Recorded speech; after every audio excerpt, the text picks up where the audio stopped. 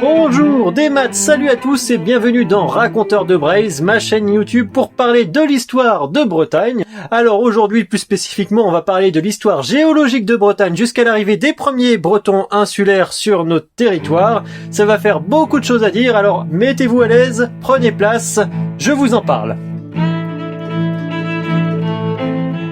Le monde bouge, les paysages changent et ça on a du mal à le concevoir nous en tant qu'êtres humains sur des échelles de temps géologiques, car en effet si je vous disais que il y a 230 millions d'années se tenaient ici en Bretagne des montagnes qui rivalisaient avec les sommets de l'Himalaya, eh bien c'est pas possible, car les points culminants en Bretagne ne dépassent pas 387 mètres.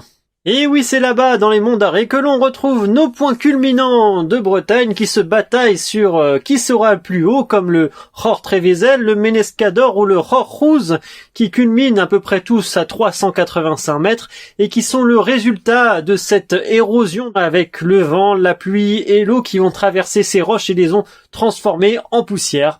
Donc pour vous faire un petit résumé, l'histoire géologique de Bretagne commence il y a 2000 millions d'années, qui sont les dates à laquelle on l'a retrouvé, on a pu dater les roches dans la région. Ensuite, donc il y a plusieurs chaînes de montagnes à se former, dont la chaîne hercynienne, il y a 300 millions d'années.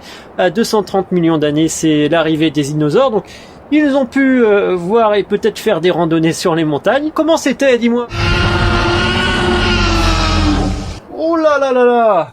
Ah oui, non, j'aurais pas dû te demander en fait. À cette époque, les continents étaient regroupés en un continent unique qu'on appelle la Pangée. Après, avec la tectonique des plaques, c'est comme ça qu'ils se sont écartés. Et donc la Bretagne n'était pas aux mêmes latitudes. C'est un climat équatorial qu'il y avait et non océanique. Et la Bretagne était arrosée par des périodes de mousson. Arrêtez de vous plaindre quand il pleut. À l'époque, c'était plus.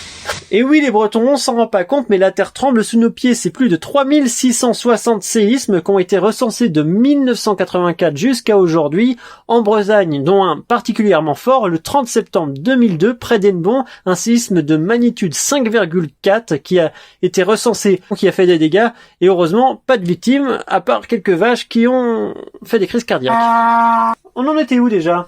Ah oui, les montagnes menaises en breton qui se sont usées au cours du temps. Et puis sont arrivés les hommes, vers aux environs de 350 000 avant Jésus-Christ. Et puis les hommes un peu plus évolués, les hommes de Cro-Magnon, vers 40 000 avant Jésus-Christ. Et puis à l'époque ça clignait dur, il y avait plutôt intérêt de bien se couvrir. Et puis il faut dire qu'il y a 20 000 ans, les océans étaient 125 mètres plus bas. Donc on pouvait traverser la Manche à pied. Oh, ça devait être quelque chose quand même, la Bretagne entourée de toundra. Donc la toundra en Bretagne, mais tout cela n'a pas duré. Le climat s'est réchauffé à partir de moins 12 000 ans. Les glaciers qui se trouvaient en nord et déjà au nord de l'Angleterre ont commencé à fondre.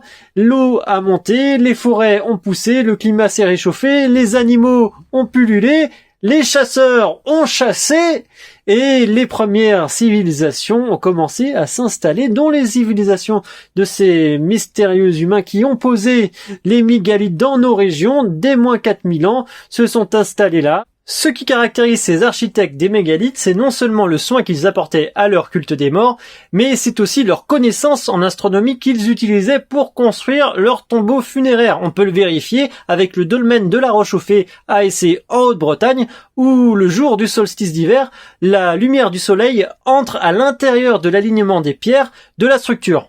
Ah, fallait quand même être motivé pour construire ce genre de tombeau, hein. Fallait extraire la pierre à des carrières parfois de plusieurs kilomètres du lieu de fabrication qui pesait parfois plusieurs tonnes, ramener tout le camp, plusieurs centaines de personnes pour les transporter sans moyens modernes jusqu'au lieu de fabrication pour déposer des morts. Bon, fallait être motivé, hein. Bouh. Donc, après la civilisation mégalithique, se sont installés les Celtes. Ce peuple venu d'Europe centrale s'est étalé à travers toute l'Europe du premier millénaire jusqu'au 5e siècle avant Jésus-Christ. Mais c'est qui les Celtes? Eh bien, ce sont nos ancêtres, ce sont les Bretons, ce sont les Gaulois, sauf que les Gaulois ont été romanisés après la défaite de Vercingétorix en 52 avant Jésus-Christ. Pendant ce temps, nous les Bretons, on était où? On était en Bretagne insulaire, en Angleterre actuelle, qui était moins romanisée, ou seulement vraiment, étaient les élites qui étaient romanisées. Les Bretons, peuple celte, pouvaient parler tranquillement dans les campagnes leur langue, sans aucun problème. Mais voilà, fallait bien que ça tourne au vinaigre, et c'est à partir du 5e siècle après Jésus-Christ que sont venus les Angles et les Saxons, ces peuples germaniques venus du Danemark, nous chasser d'Angleterre. Et oui, les Bretons ont dû émigrer, c'est pas nouveau, et se mélanger avec la population gallo-romaine. Et où ça? Eh bien, en Petite-Bretagne, la Bretagne actuelle d'aujourd'hui, pour former le peuple breton que l'on connaît aujourd'hui. Et voilà, c'est tout pour aujourd'hui. On aura quand même fait du chemin, 2000 millions d'années avant Jésus-Christ jusqu'au 5e siècle après Jésus-Christ pour raconter l'histoire de la Bretagne et des Bretons. Voilà, c'est le premier épisode. J'espère qu'il vous a plu. N'hésitez pas à mettre un j'aime et de mettre des commentaires pour m'encourager. En tout cas, c'est le premier épisode, le premier test, et ça a été un plaisir de le faire. Voilà, à la prochaine dans Raconteur de Braise pour d'autres histoires de Bretagne.